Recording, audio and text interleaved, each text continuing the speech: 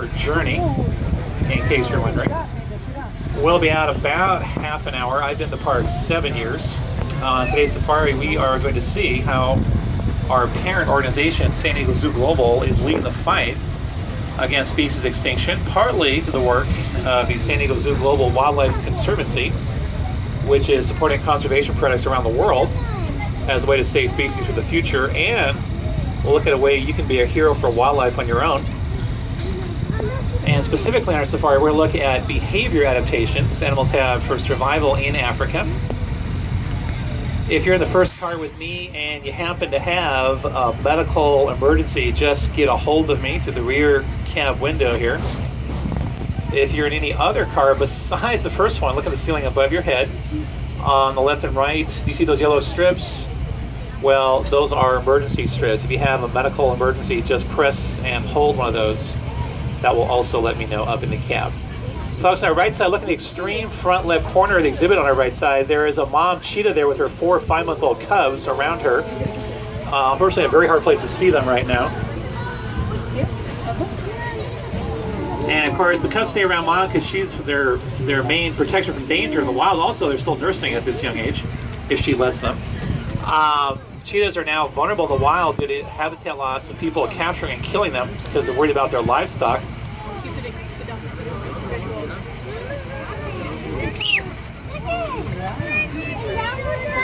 So one of the ways to help cheetahs is by breeding them. We've had over 135 cheetahs born here since we opened. We have one of the world's most successful cheetah breeding programs. And Addison and her cubs are currently taking a break from the breeding program out in the public cheetah exhibit. On the right side, folks, big white birds along the front right side of the pond there with a little bit of pink, long legs and necks. Those are greater flamingos from Africa. A lot of them feeding right now. They put their beak down in the water to scoop up some mud from the bottom of the pond and filter the mud out to the edge of their beak, looking for little insects, other invertebrates, even little fish that live in or near the mud layer. On our left side, folks, look above us here on the grass. We have a mix of antelope species. Look, once the animals there that have the two-tone brown with the black spot behind the rear of each rear leg, those are rhinos grazing along. The big animals there, those are 2 southern white rhinos. And that's a mom and her 18-month-old baby boy to the right of her and above her. I'll talk more about the rhinos on the way back. We'll be closer to them at that point. Please female black rhino Lembe. And as we go by, her ears will probably come out like this, come around toward us to check us out. Rhinos can rotate their ears independently like little satellite dishes. They have extremely good hearing. And black rhinos like Lembe are quite endangered now in the wild. There were 70,000 in Africa in the late 60s, now down to less than 5,000. So one of the ways to help them is by breeding them. It's also what the hooves on hood animals are made out of, including, of course, the hooves on rhinos.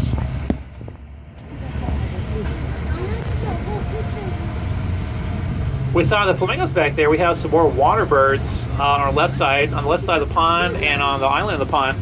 The big white birds out there, the big bills, are going to be great white pelicans from Africa. The ones a little bit more gray in their white feathers and the big bills are Dalmatian pelicans from Eurasia. And so some of the pelicans are fishing behind us on our left side. What they're looking for out there is the fish we put in the lake to eat mosquito, or the pond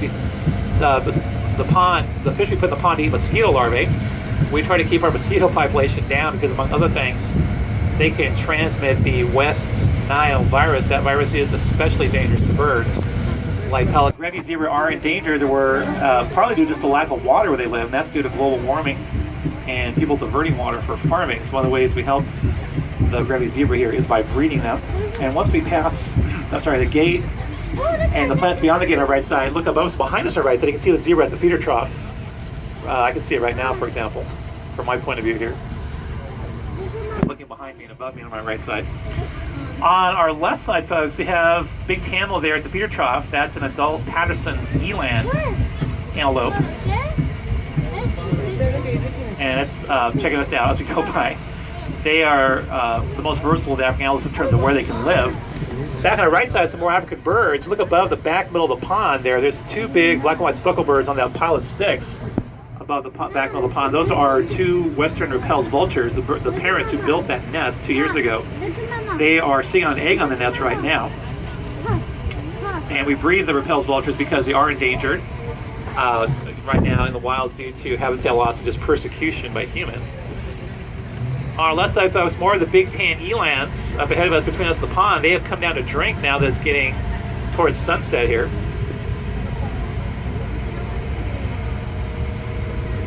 On the right side, it's a much smaller antelope out there on the right. These small camels with the white underneath. These are Sovereign's gazelles.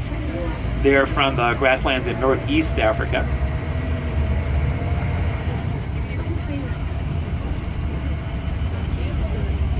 Now we had a glimpse of the cheetah back there on the left side. Look all out there on the grass slope. Those small cannibals with the black stripe on their side, the white underneath. Those are a favorite prey of cheetahs, where they live in the grasslands of southern Africa. Those are South African springbok antelope. And on our left side, we have some big dark mammals at the bottom of the grass slope, and also the next feeder trough. They're going to be South African sable antelope, big grassland forest animals from southern Africa. We also have a giraffe with its head over the wall on our left side, folks, ahead of us, eating the tasty grass on top of the wall.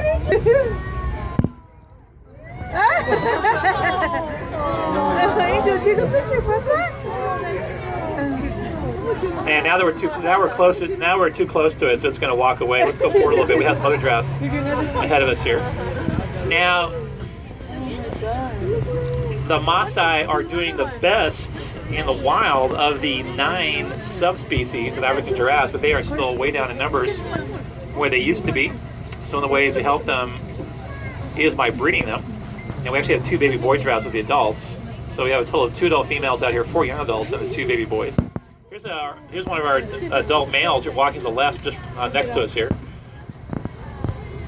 We have another giraffe ahead of us, again with its head over the wall, eating the tasty grass up there on top of the wall. And our 2 young giraffes also are out ahead of us. They're around the left hand of the 2 trees just around the wall up here ahead of us.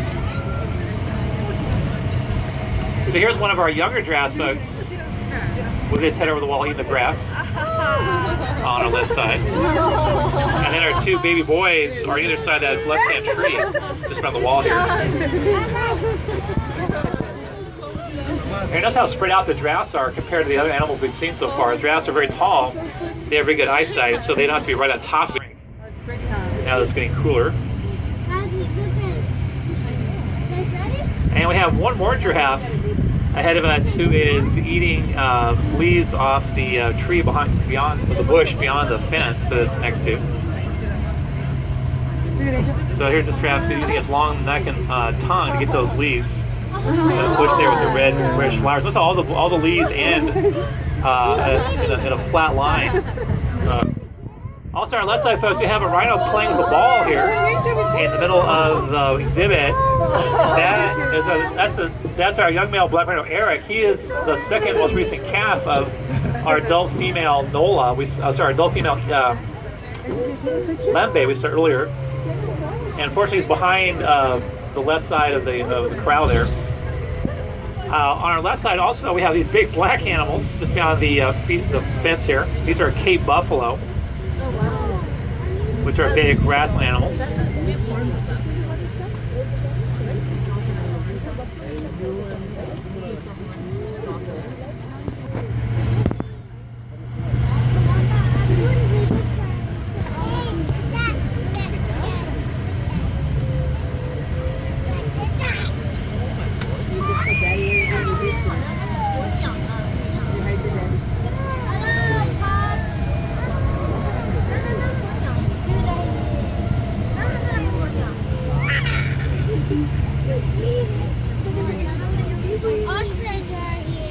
Our left side, folks, out there in the middle of the canyon, there's a big bird walking to the left. She's got a long neck, long legs, brown feathers. It's an adult female ostrich, more of them out ahead of us. And ostriches are very curious. In the back middle of the corral we're passing, that is going to be, that's a new arrival at the park. It's in the corral for 30 days to make sure it's healthy before we let the ostrich out with the other animals. So it's in quarantine right now. He's on lockdown.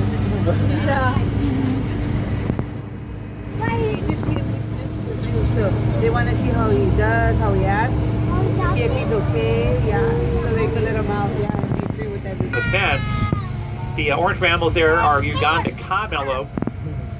which are from the lush grassland forest areas in Central Africa. The brown animal will come out with the feeder with them, bigger, with the short curved horns, black and white face. That's a roan antelope, which are big grassland animals. And we have more of the roans out here ahead of us, also on our left side.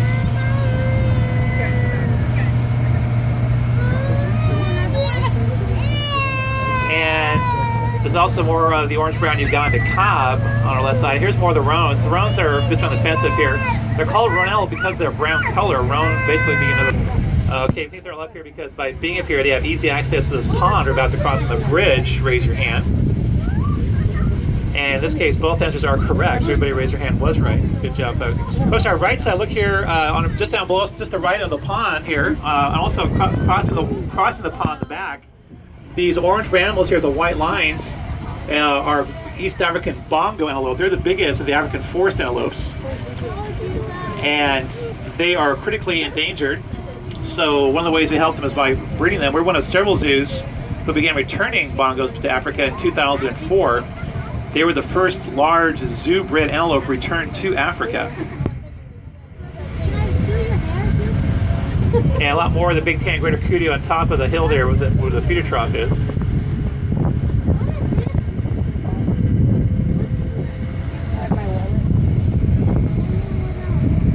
Of wild sheep native to Africa. If you look down below, you can see that small round building down there in the front middle. Look all around it, and in front of it too. The brambles below us are Barbary sheep. And there's one there in the front. There's some there in the front to the left of that small round building, showing off their rock climbing skills. You notice how these sheep have also eaten all the plants where they live down the ground, except for those big trees. We protected those trees with wire screening, so the sheep will have shade, especially on warmer days. Earlier we saw the Maasai giraffe on our right. You can, we're coming up on their favorite food in Africa. There's a tree on our right side with the big thorns. Will be an African acacia tree. Giraffes use their long tongue to get in between those thorns, reach the tasty acacia leaves, and then pull them back in their mouth. And a giraffe's tongue is about as long as your forearm if you and the giraffe are both adults.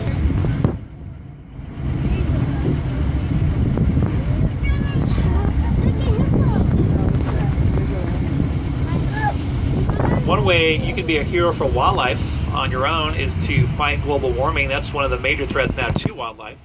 And one way our parent organization, San Diego Zoo Global, is leading the fight against species extinction, partly in the work of the San Diego Zoo Global Wildlife Conservancy, which is supporting conservation projects around the world to save species for the future. And we looked at a way you can be a hero for wildlife on your own by fighting. And you see Dixie and Ken, folks, on our right side, look above us, halfway up the hill there. That's actually, well, that's one of them anyway, on the top of the hill there, looking at the log there. That's kind of a toy they play with. And then, yeah, the other lions to the right of the white truck, a little bit behind it there. Those are a sister and brother out there.